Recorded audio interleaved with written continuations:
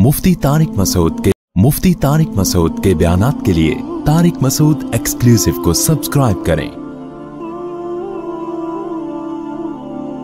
Tariq Masood exclusive.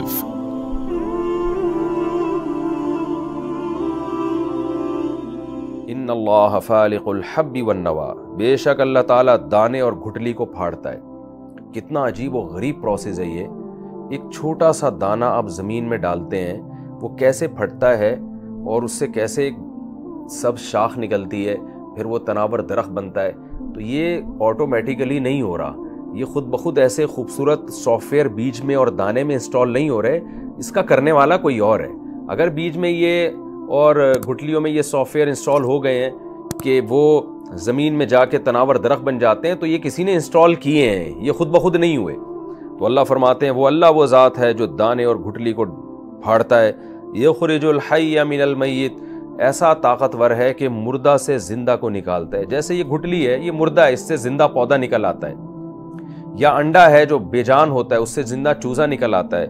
वह मुखरिजुल मय्यिति मिनल हय्य, और मुर्दा को निकालता है जिंदा से। इसकी भी बहुत सारी मिसालें मिलती हैं कि जिंदा से मुर्दा निकलता है, मुर्दा से जिंदा। हयात पैदा करना आज तक साइंसदान इस पर, यानी मैंने जो मेडिकल साइंस में जो माहिर डॉक्टर्स हैं उनसे रब्ता किया, वो कहते हैं अभी तक हयात को डिफाइन नहीं किया जा सका कर सके साइंसदान कि जिंदगी नाम किस चीज़ का है। सिर्फ मिसालें दी जाती हैं, उसको फहम के करीब लाने के लिए कुछ तारीफ़ें की जाती हैं, लेकिन हकीकत में अब तक हयात, ये मैं आपके सामने बोल रहा हूँ, सुन रहा हूँ, समझ रहा हूँ, ये है क्या?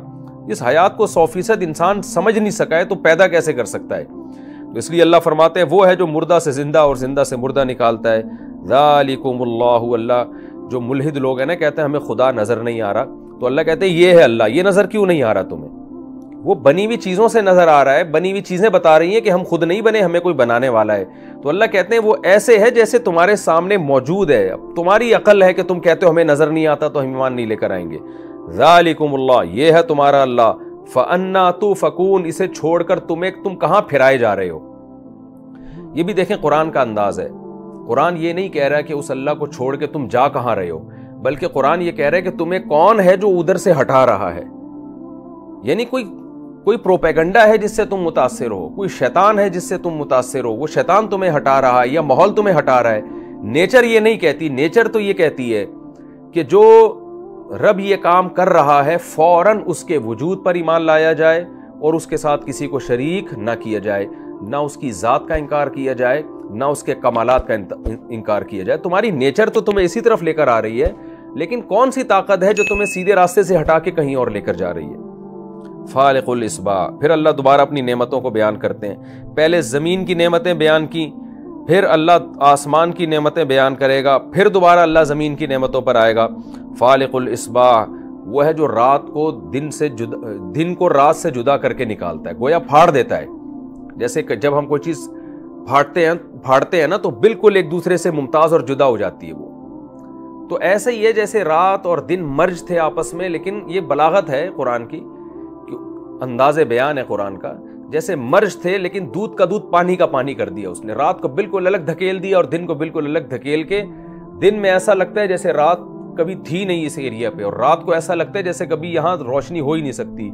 ऐसे जुदा करता है रात दिन को रात से।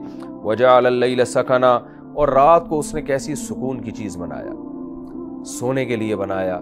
आज भी सारे डॉक्टर मुत्तफिक हैं कि जो रात की नींद है वो दिन की नींद रात की नींद का मुतबादिल नहीं हो सकती।